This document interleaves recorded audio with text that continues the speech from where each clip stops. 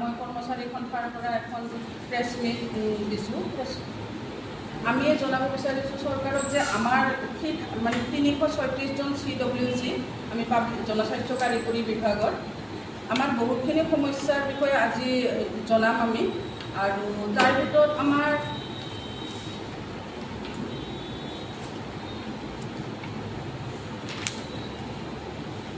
2025 আমাৰ 2024 25/7 2024 আমাৰ এখন মাইনছ মানে ওলাইছিল যে আমাৰ জবটো 60 ইয়াৰ্ছ হ'ব বুলি, আৰু সেইটো ইমপ্লিমেণ্ট হ'ব বুলি ওলাইছিল 2025 মাৰ্চত।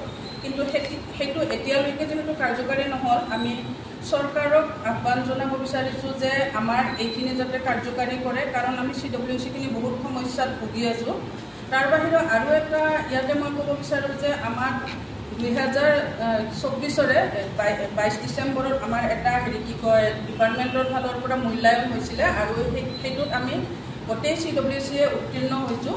আৰু সেই ভিত্তিত আমি যদি আমাক ৰেগুলাৰ কৰিব পাৰে, আমি আহ্বান জনাইছোঁ ডিপাৰ্টমেণ্টত থকা মানে খালী পষ্টবিলাকত যাতে আমাক সেই মূল্যায়নটোৰ ভিত্তিত আমাক ৰেগুলাৰ কৰি দিয়ে। তাৰ বাহিৰেও আৰু ইয়াতে আহ্বান জনাব বিচাৰিছোঁ যে যিহেতু দুজনীয়া কমিটি এখন বনাই আমাৰ যিখিনি আমাৰ কণ্ট্ৰাকচুৱেল এমপ্লয়ী আছে ঠিকাভিত্তিক, সেইখিনি যোৱা কেইদিন আগত SSA আৰু SRLMৰখিনি গোটেই মানে কাৰ্যকাৰী হ'ল, কিন্তু আমাৰ পাব্লিক হেল্থ ইঞ্জিনিয়াৰিং ডিপাৰ্টমেণ্টৰ যিখিনি CWC আছে তেওঁলোকৰ ক্ষেত্ৰত একো কাৰ্যকাৰী হোৱা দেখা নগ'ল। সেইখিনি যাতে চৰকাৰক আমি মানে জনাব বিচাৰিছোঁ, সেইখিনি আমাৰ CWCখিনিৰ কাৰণে যাতে কৰি দিয়ে, আৰু সেইখিনিয়ে আমাৰ চৰকাৰৰ প্ৰতি আহ্বান।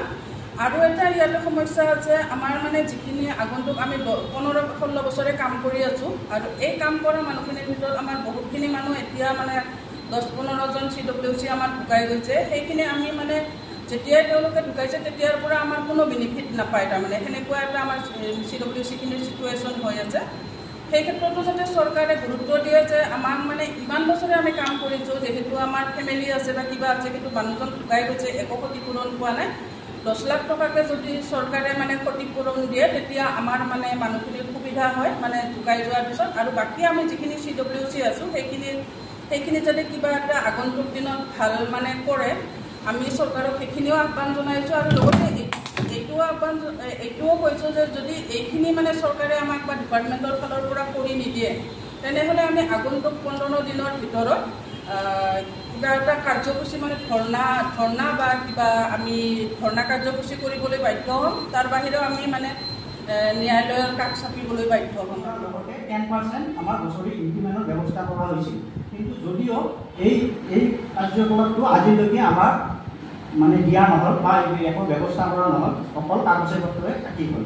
এই ক্ষেত্ৰত আৰু আমি ক'ব খুজিছোঁ যে ৰাজ্য চৰকাৰৰ তৰফৰ পৰা মানে এখন দুজনীয়া কমিটি গঠন কৰি দিয়া হৈছিল, মানে ঠিকাভিত্তিক কৰ্মচাৰীৰ প্ৰতিবেদনৰ বাবে। এই ক্ষেত্ৰত এই দুজনীয়া কমিটিখনে প্ৰতিবেদন ইতিমধ্যে তেওঁলোকে দাখিল কৰিছে, যদিও সেই প্ৰতিবেদন অনুযায়ী সৰ্বশিক্ষা অভিযান হওক বা JSLR হওক, তেওঁলোকক সেই প্ৰতিবেদন ভিত্তিত তেওঁলোকৰ দৰমহা বৃদ্ধি বা অন্যান্য যি সমস্যা আছে সেইবোৰ তেওঁলোকক সমাধান কৰা দেখা গৈছে, যদিও আমাৰ বিভাগৰ তৰফৰ পৰা আমাৰ ক্ষেত্ৰত এই ক্ষেত্ৰত একো মানে ব্যৱস্থা গ্ৰহণ কৰা নহয়। আমি CWCসকলৰ আৰু এই ক্ষেত্ৰত আৰু আমি এটা দাবী জনাব বিচাৰিছোঁ যে আমাৰ এই চাকৰিটো নিয়মীয়াকৰণ বা 60 বছৰলৈকে দিব লাগে।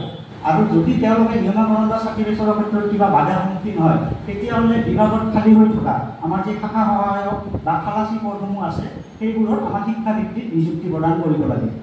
আৰু এইখিনিতে আমি ক'ব বিচাৰিছোঁ যে আমাৰ যি CWCসকল আছে, আমাৰ আজিলৈকে কোনো ধৰণৰ ইনক্ৰিমেণ্ট, PF, DA বা মেডিকেল একো আমাক সুবিধা প্ৰদান কৰা হোৱা নাই।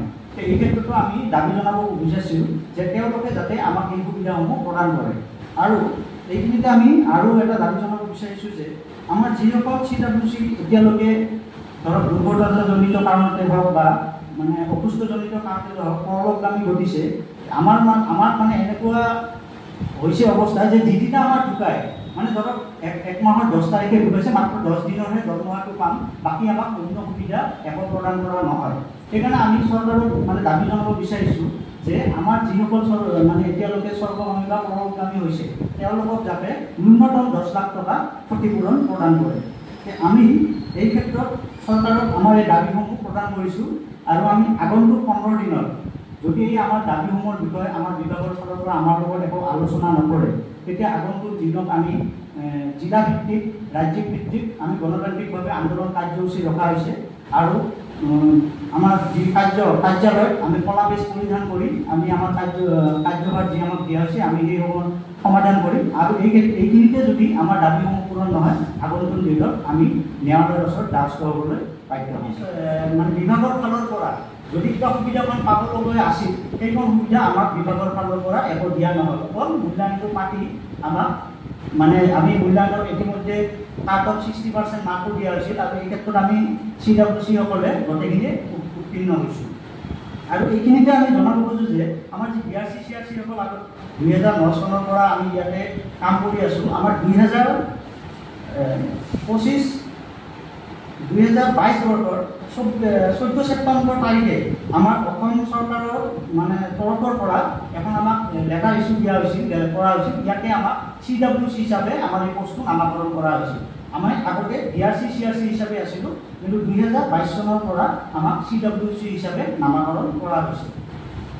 এইখিনিতে আমি আৰু চৰকাৰৰ ওচৰত জনাব বিচাৰিছিলোঁ যে আমাৰ 25/7/2024 তাৰিখে মাননীয় আমাৰ বিভাগৰ মন্ত্ৰী জয়ন্ত মল্ল ডাঙৰীয়াৰ উপস্থিতিত এখন